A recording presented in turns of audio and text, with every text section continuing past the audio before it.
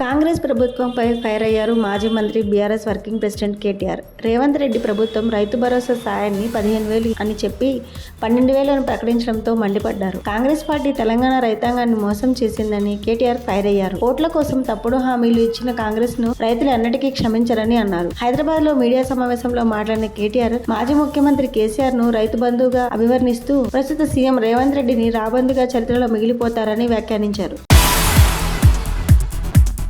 సంక్రాంతి సెలవులపై తెలంగాణ ప్రభుత్వం అధికారిక ప్రకటన చేసింది. స్కూళ్లకు జనవరి 11 నుంచి 17 వరకు, జూనియర్ కాలేజీలకు 11 నుంచి 16 వరకు హాలిడేస్ ప్రకటించారు. స్కూళ్లు తిరిగి జనవరి 18 అంటే శనివారం రోజు తెరుచుకుంటాయి. అయితే 19న ఆదివారం కావడంతో మరో సెలవు విద్యార్థులకు కలిసి రానుంది. విశాఖలో పర్యటించారు ఏపీ మంత్రి నారా లోకేష్. ఏపీలో కూటమి విజయం సాధించిన తర్వాత ప్రధాని నరేంద్ర మోడీ తొలిసారిగా రాష్ట్రానికి వస్తున్నారు. ఈ నెల 8న మోడీ విశాఖలో పర్యటించనున్నారు. ఈ నేపథ్యంలో AP Vidya, IT, electronics, RTGS శాఖ మంత్రి నారా లోకేష్ విశాఖకు వెళ్లారు. మోడీ పర్యటన ఏర్పాట్లను లోకేష్ స్వయంగా పర్యవేక్షించారు.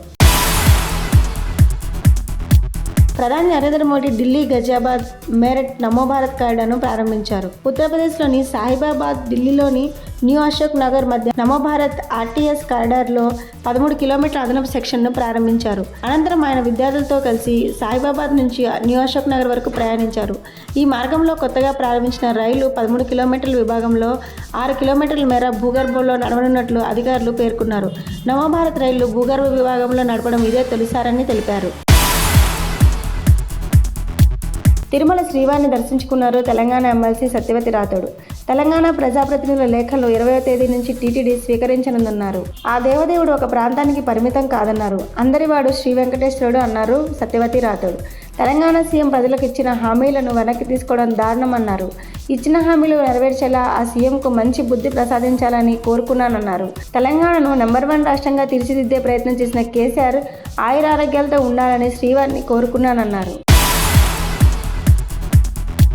తిరుమల శ్రీవారిని సినీ నటి మీనాక్షి చౌదరి దర్శించుకున్నారు. ఆదివారం వీఐపీ ప్రారంభ విరామ దర్శన సమయంలో స్వామివారి సేవలో ఆమె పాల్గొన్నారు.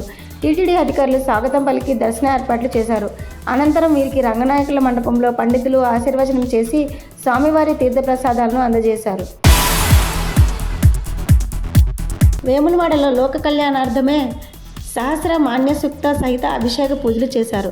లోక కళ్యాణార్థం పుష్యసిద్ధి షష్ఠి ఆదివారం జనవరి 5వ తేదీ పర్వదినం రోజున వేములవాడ పట్టణ బ్రాహ్మణ కుటుంబాల ఆధ్వర్యంలో ఈ కార్యక్రమం నిర్వహించారు. వేములవాడ శ్రీ రాజరాజేశ్వర స్వామి ఆలయానికి అనుబంధ దేవాలయమైన శ్రీ భీమేశ్వర స్వామి ఆలయంలో వెలసిన అశ్వత్థ నారాయణ సహిత శ్రీ ఆంజనేయ స్వామి వారికి సహస్ర మన్య సూక్త సహిత అభిషేకము, హవనము, శ్రీ భీమేశ్వర స్వామి వారికి శతరుద్రాభిషేకము, అన్న పూజ కార్యక్రమాలతో పాటుగా లలిత సహస్రనామము పారాయణ కార్యక్రమం కూడా అత్యంత వైభవంగా నిర్వహించారు. ఆదిలాబాద్ జిల్లాలో అటవీ అధికారుల మీద దాడి చేశారు గ్రామస్తులు. ఇచ్చోడ మండలం కేశవపట్నం గ్రామంలో ఉద్రిక్తత చోటు చేసుకుంది. తెల్లవారుజామున కేశవపట్నం గ్రామంలో కార్డన్ సెర్చ్ నిర్వహించారు అటవీ అధికారులు. కార్డన్ సెర్చ్లో పలు ఇళ్లలో దొరికిన దుంగలు, ఫర్నిచర్, కలప స్వాధీనం చేసుకున్నారు. ఈ క్రమంలో అటవీ అధికారులపై దాడి చేశారు గ్రామస్తులు. జాదవ్ నౌసిలాల్ అనే బీట్ ఆఫీసర్పై దాడికి దిగడంతో స్వల్ప గాయాలయ్యాయి. అయితే అటవీ శాఖకు సంబంధించిన ఓ వాహనంపై దాడి చేసి అద్దాలు పగలగొట్టారు గ్రామస్తులు. అయితే ఈ దాడి విషయాన్ని అటవీ అధికారులు గోప్యంగా ఉంచుతున్నారు.